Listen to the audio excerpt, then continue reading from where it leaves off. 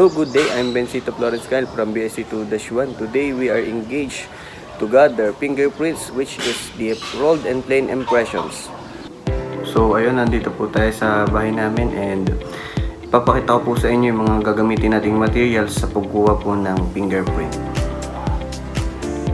And ang una po natin kailangan is yung surgical gloves, then yung inking pad para po sa pagkuha po natin ng impressions ng fingerprint. Since wala po tayong fingerprint ink, tsaka po yung roller, ito po yung gagamitin natin. And lastly, ito pong fingerprint card. Simulan natin ito sa right thumb ng subject. By using impression, gamit ang inking pad, nilagay natin ito sa fingerprint card.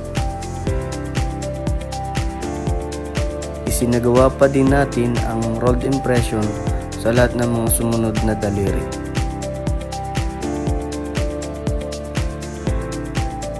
Scientific way of taking fingerprints. Rolled impression is an impression made or placed in the fingerprint card which is taken individually by rolling 10 fingers of the subject 180 degrees from tip to the second joint.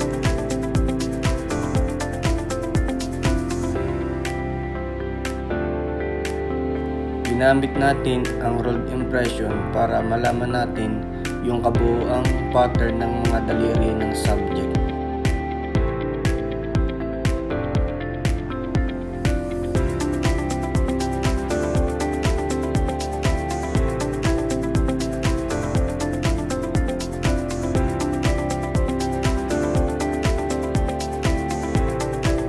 Sa part na ito, ating kinuha ang plain impression ng subject by taking simultaneously 4 fingerprint.